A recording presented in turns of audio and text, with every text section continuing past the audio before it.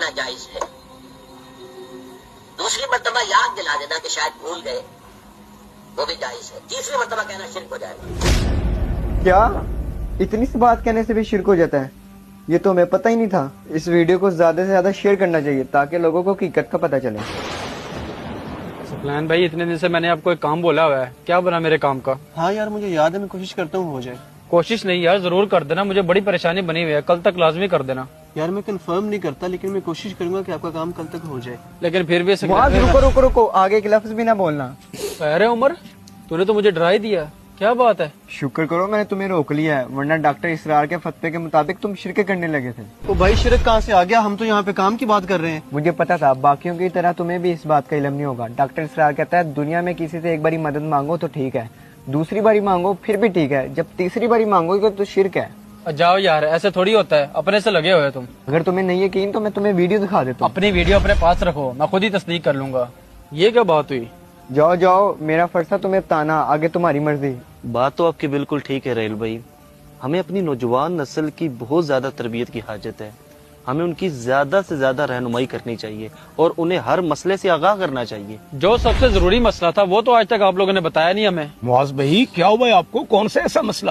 آپ تو جمعہ بھی ہمارے پاس آ کر پڑھتے ہو، اجتماعات میں بھی آپ شرکت کرتے رہتے ہیں، پھر کون سا ایسا مسئلہ ہے جس نے آپ کو پریشان کی ہے؟ یہی کہ اگر دنیا میں کسی سے 2 دفعہ مدد مانگے گے تو وہ جائز ہے، لیکن اگر تیسری دفعہ مدد مانگے گے تو وہ شرک ہو جائے گا.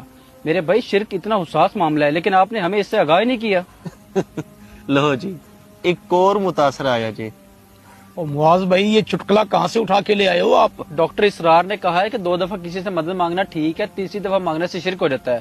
اسی متعلق آپ لوگوں سے پوچھنے آئے کہ آپ لوگوں نے ہمیں کیوں نہیں بتایا. کمال نہیں ہوگی یار. اچھا ایک تو مسئلہ حل ہو گیا، یہ جو ان کے چھوٹے موٹے خطیب یہ گلے پھاڑ پھاڑ کے کہہ رہے ہوتے ہیں نا کہ غیر اللہ سے مدد نہیں مانگ سکتے، چلو یہ تو مسئلہ حل ہو گیا کہ 2 بار تو مدد مانگ سکتے ہیں نا.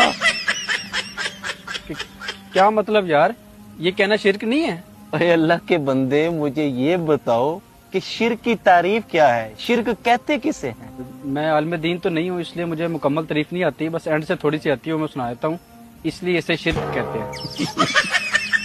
یہی حال ہے تم لوگوں کا، اسی لیے ہر ایک کی باتوں میں آ جاتے ہو اور ہر چیز پہ شرک ہے شرک ہے شرک ہے. او میرے بھائی میں بتاتا ہوں آپ کو کہ شرک کی تعریف کیا ہے. اللہ کے علاوہ کسی کو واجب الوجود سمجھنا یا اسے عبادت کے لائق سمجھنا، اسے شرک کہتے ہیں. اسے شرک نہیں کہتے جسے آپ کہہ رہے ہیں. اس فتوے نے تو کروڑوں کو مشرک بنا دیا ہے. مجھے آپ یہ بتائیں دنیا میں کون سا ایسا بندہ نہیں ہے جو 3 کیا 70 بار لوگوں کو نہیں کہتا کہ یار خدا کے لیے میری مدد کر دو، یا 70 بار وہ کام نہیں اپنا بولتا میرا یہ کام کر دو بھائی، میرا یہ کام کر دو. ملازم اپنے سیٹ سے کہتا ہے، نوکر اپنے مالک سے کہتا ہے. کون اس فتوے سے بچ سکے گا؟ اور خدا کی قسم ان لوگوں نے امت کو اتنا ڈرا دیا ہے کہ بعض بھولے بھالے بندے کھل کر اپنے نبی سے اپنی محبت کا اظہار ہی نہیں کر پاتے کہ کہیں شرک ہی نہ ہو جائے. وہ لوگ اللہ والوں سے بھی محبت نہیں کر پاتے کہ کہیں شرک ہی نہ ہو جائے. ایسا ڈرا کے رکھا ہوا ان لوگوں نے. آپ بالکل ٹھیک کہہ رہے ہیں دانش بھائی.